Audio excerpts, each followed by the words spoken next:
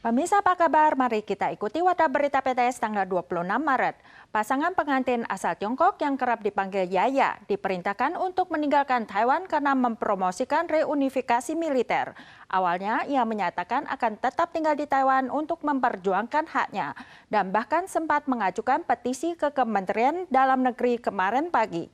Namun malamnya ia justru muncul di Bandara Songsan dan mengadakan temu pers singkat sebelum terbang kembali ke Tiongkok. Sementara itu, Ditjen Imigrasi Nasional menegaskan bahwa tidak ada ruang kompromi dalam mempertahankan kedaulatan negara.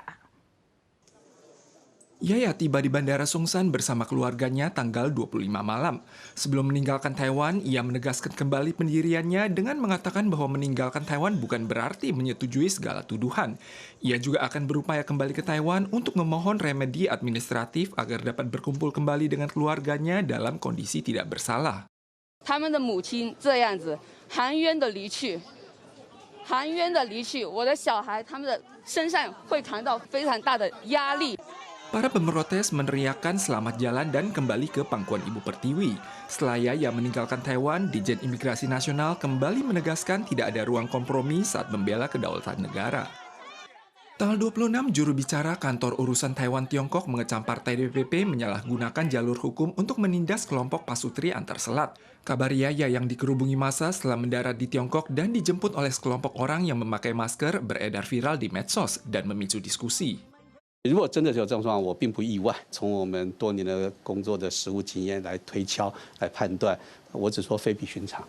SEF tidak mengesampingkan keterkaitan Yaya dalam misi reunifikasi militer, namun juga menekankan ada 360.000 pasangan pengantin Tiongkok di Taiwan, sehingga jangan mengecap atau mendiskriminasi orang lain hanya karena kesalahan sebagian kecil pihak. Adapun selebriti internet Xiao Wei dan Eun Qi yang izin menetapnya juga dicabut karena menyebarluaskan paham reunifikasi militer, NIA mengumumkan bahwa mereka harus meninggalkan Taiwan sebelum tanggal 31. Jika tidak, mereka akan dideportasi secara paksa. Seorang penyanyi komersial asal Taichung dilaporkan hilang kontak setelah tiba di Thailand pada September tahun lalu. Ia ternyata disekap oleh markas sindikat penipuan di Myanmar dan mengalami kekerasan. Setelah upaya penyelamatan selama 6 bulan, akhirnya ia berhasil kembali ke Taiwan pada tanggal 14. Sementara itu, tersangka yang diduga terlibat telah ditangkap. Luka akibat dipukul masih membekas di sekujur tubuh seorang penyanyi komersial dari Taichung bermarga Chen. Ia melakukan perjalanan ke Thailand, namun malah di Taiwan disarang penipu di Myanmar. 就觉得很奇怪，明明就在曼谷，为什么开车开这么久？那这中间我的行动也是被受限制。那当下其实3个外籍人士同坐一台车，其实我做什么动作其实都已经来不及了。 Korban bermarga Chen berangkat sendiri ke Thailand pada September tahun lalu. Namun setiba di sana, ia dibawa langsung ke Myanmar.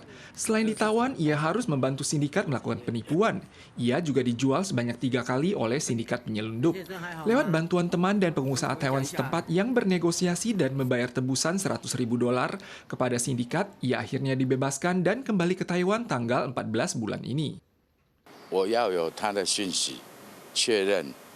然后后面真的他就是有在 messaging 跟我联系，联系我就了解当地的情形，然后还有坐标，然后提供给警方。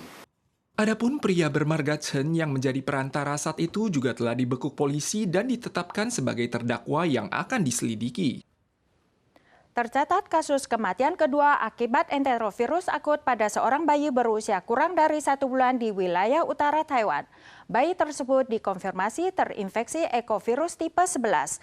Dokter Rumah Sakit NTUH memperingatkan virus ini berpotensi mewabah pada tahun ini. Orang tua diharap meningkatkan kewaspadaan. Seorang bayi laki-laki berusia di bawah 1 bulan terjangkit enterovirus dan mengalami gejala komplikasi kadar oksigen rendah dan sepsis, dan tak tertolong walaupun telah menjalani perawatan di rumah sakit selama seminggu. Hasil tes mengonfirmasi bahwa ia terinfeksi ekovirus tipe 11, merupakan kasus kematian kedua akibat enterovirus tahun ini. Ada 2 kasus kematian ekovirus tipe 11. Pakar tidak menutup kemungkinan virus ini akan mewabah tahun ini dengan bayi berusia di bawah 3 bulan sebagai kelompok berisiko tinggi. Film dokumenter No Other Land yang disutradarai bersama oleh sineas Israel dan Palestina meraih penghargaan film dokumenter terbaik di ajang Oscar tahun ini. Namun sutradara Palestina Hamdan Balal diberitakan diserang dan dilukai oleh pasukan Israel di tepi barat pada Senin lalu. Tak lama kemudian ia ditawan oleh tentara militer Israel dan tidak diketahui keberadaannya hingga saat ini. Salah satu tawanan yang ditangkap oleh tentara Israel adalah sutradara film dokumenter No Other Land, Hamdan Balal. Pusat non-kekerasan Yahudi, sebuah ormas yang mendukung Palestina, menyaksikan seluruh kejadian di sebuah desa di area selatan dekat tepi barat Sungai Yordan pada tanggal 24. Sekitar 10 warga pemukim Israel bertopeng menyerang Balal dan rumahnya dengan batu dan tongkat. Aksi ini juga berdampak pada ormas di tempat kejadian. Warga pemukim melempar batu ke mobil mereka menyebabkan kaca depan pecah. Can't go. This is a military. Seorang wartawan Israel memposting rekaman peristiwa saat mobil mereka dilempar batu di medsos dan menggambarkan identitas kelompok pemukim bertopeng yang melakukan serangan menyerupai Ku Klux Klan.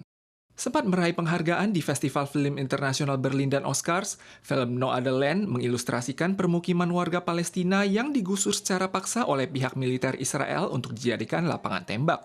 Kini adegan konflik dalam film menjadi kenyataan.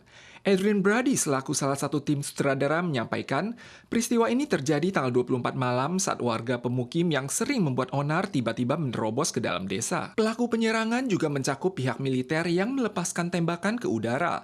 Balal dihajar kemudian diborgol dan ditawan bersama 2 warga Palestina lainnya. Kini keberadaannya tidak diketahui. Musim bunga sakura di Taiwan segera berakhir, sementara bunga sakura di Jepang mulai bermekaran. Badan Meteorologi Jepang baru-baru ini mengumumkan Festival Bunga Sakura telah dimulai di Tokyo, lebih awal 5 hari dibandingkan tahun lalu. Pada saat yang sama, Nagasaki dan Kagoshima di Kyushu juga dimulai menyambut mekarnya bunga sakura.